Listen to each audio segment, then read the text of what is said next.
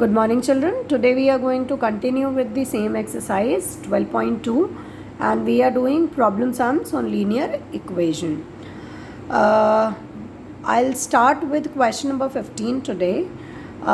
First of all, we are going to read the equation. Accordingly, we'll frame the linear equation and then we will solve. What are the rules to frame the linear equation? First of all, we have to assume the unknown. So whatever thing we are supposed to calculate, we have to assume that, and after that we need to the conditions which are provided in the equation, accordingly we have to frame the equation. Clear? So I'll be taking the example of the equations only and then you will be able to understand. An employee works in an company on a contract of 30 days. Total number of days he works is 30 days on the condition that he will receive 200 for each day if he works and rupee 20 will be deducted if he is remain absent. Clear? It will be deducted from his salary or wages, whatever you can consider. After the entire month, he receives 3800 rupees in total. So we are supposed to find out how many days he was absent. So we'll consider, let the employee remained absent for X days. Okay, we are supposed to calculate how many days he was absent. He remained absent, so we'll consider the same thing. Let the employee remained absent for X days. So if he was absent for X days, then he must have gone at work for 30 minus X, because total contract was of 30 days. So X days he was absent, so 30 minus X days he will be present. For each day when he was present, he will receive 200 rupees. So for one day 200 rupees, for 30 minus X days 200 into 30 minus X. This much money he must have received. But one more thing is there, that the condition says that 20 rupees will be deducted, means minus, will be subtracted, will be deducted if he remains absent for each day. So for each day 20 rupees, so for X days, because X days he did not go at work, okay, so 20x rupees will be deducted or subtracted, and total amount is what? 3800, whatever he has received. He was entitled to get 200 into 30, he was entitled to get 200 into 30 minus X, but company has decided that if our employee remain absent, then something will be deducted also. So minus 20x, for each day 20 rupees are deducted. Clear? We'll solve the equation. Okay, 6200x minus 20 is equal to 3800. And value of X becomes 2200 is equal to 220x, and X becomes 10 rupees, rupee 10. Are you getting it? You will write the answer here. It is not written. Sorry, it is the number of days. So it will remain only 10, not rupees. So for 10 days he remained absent.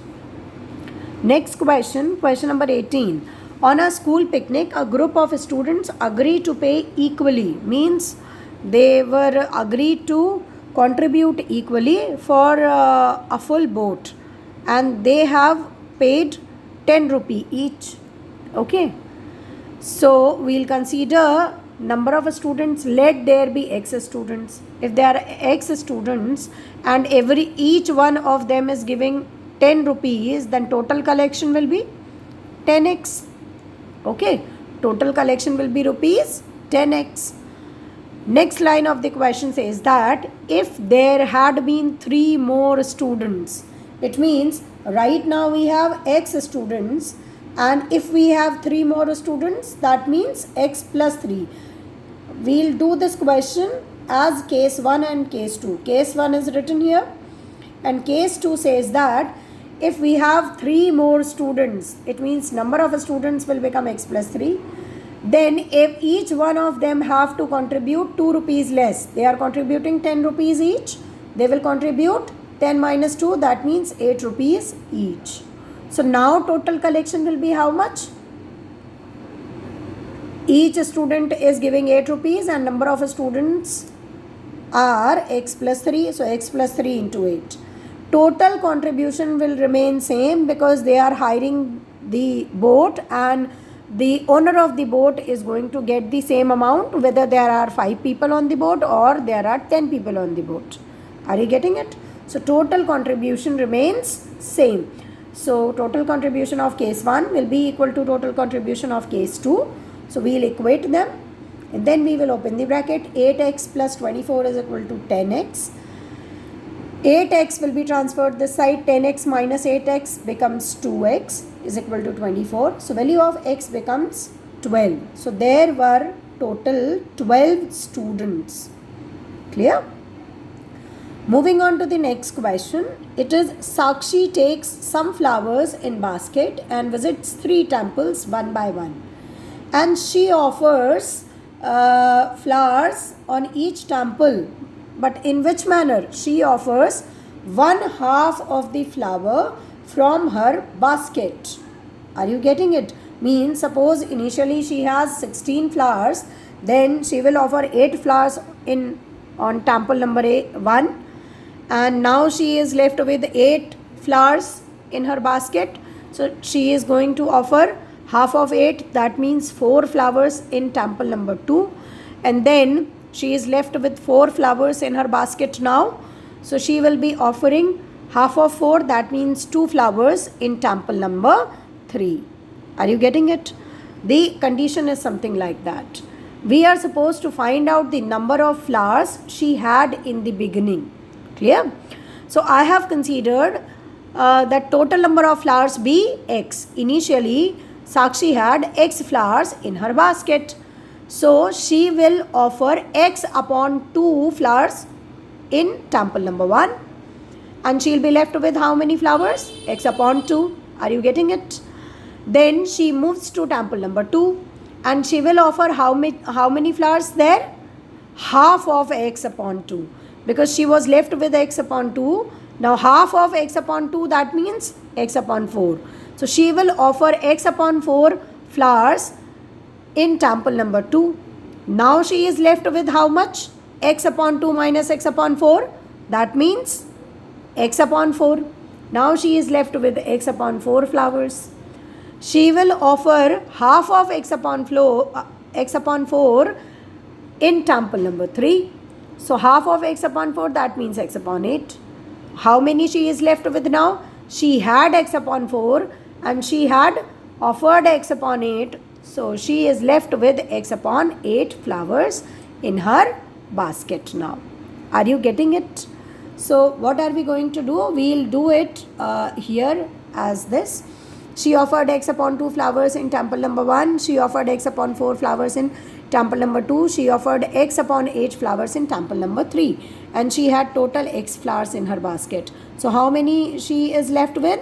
We'll add all these 3 and we'll subtract from x. Clear? So we'll take the LCM and we'll get 7x upon 8. Again we'll take the LCM. 8x minus 7x. Okay, so it is x upon 8. As I have shown you in the picture, in the diagram also, she is left with x upon 8. I have shown the working here also and I have shown the working in steps also. Clear? So she is left with x upon 8 flowers. According to question, it says that she is left with 6 flowers. So it will be equal to 6. X upon 8 is equal to 6. That means x will be equal to, they said na, if she left with 6 flowers. So x upon 8 is equal to 6. That means x is equal to 48 flowers. So she had 48 flowers in her basket. Moving on to the next question. Very interesting. If each side of a triangle is increased by 4 centimeter, a triangle has 3 sides. Each side is, the measurement of each side is increased by 4 centimeter. The ratio of perimeters of a new triangle to the given triangle, means we are talking about the perimeter of original triangle and perimeter of new triangle. The perimeter of original triangle, they have not given the sides. So no need to bother. We'll directly consider the perimeter of the triangle. We have not considered the sides. We have considered, let the perimeter of triangle be x. Now the new triangle, the sides, each side is increased by 4, 4 and 4. So perimeter of new triangle will be x plus 4 plus 4 plus 4, because first side is increased by 4, second side is increased by 4, third side is also increased by 4. So its perimeter will become perimeter of original triangle plus 12. Are you getting it? X plus 12. Now they have said that ratio of new to original, the new upon original, x plus 12 divided by x becomes 7 upon 5. We'll do cross multiplication over here. X plus 12 into 5 is equal to 7x, and then we'll open the bracket. So we'll have 5x plus 60 is equal to 7x. 5x goes this side, minus 5x. So it becomes 7x minus 5x, that means 2x is equal to 60, and x becomes 30. So perimeter of the given triangle, which was considered as x, is 30 units. It is important to write answer in a statement form. Clear? Moving on to the next question. It says that a rectangle is 10 cm long and 8 cm wide. When each side of the rectangle is increased by x centimeter, its perimeter is doubled. So there are two cases. One is original rectangle and the second case is new rectangle. So for original rectangle, we have written length is 10 and breadth is 8. We have calculated the perimeter 2l plus b, that means 2. 10 plus 8, 18, 18 2s are 36. Okay. Now they have said that new rectangle, the length of new rectangle will be 10 plus x because it is increased by x. Breadth of new rectangle will be 8 plus x because it is increased by x. Perimeter of new rectangle will be equal to how much? 2l plus b. That means 2, l is 10 plus x plus 8 plus x. Okay. But in the question, they have said that perimeter of new rectangle, its perimeter is doubled. It means if length and breadth are increased by x centimeter each, x centimeter each, then the perimeter will be doubled. So perimeter of original rectangle is 36 centimeter. So new rectangle will have 2 into 36. Clear? Is equal to 2. And we have solved it, 18 plus 2x. This 2 and 2 can be cancelled. Clear? 36 is equal to 18 plus 2x. Value of x will become 9 centimeter. They are asking area of new rectangle. So length of new rectangle 10 plus x, 10 plus 9, 19. 8 plus x, 8 plus 9, 17 centimeter. Area of new rectangle will become L into B, that means 19 into 17, 323 centimeters square. Clear? Now very important question. A streamer goes downstream and covers the distance between two ports in 5 hours. You need to understand first of all what is downstream, what is upstream. So I have drawn this diagram for you. See, this is the river. Are you getting it? This is the river. This direction shows that water flows always from up to down. And this is the direction of the boat. Here, boat is also moving from up to down.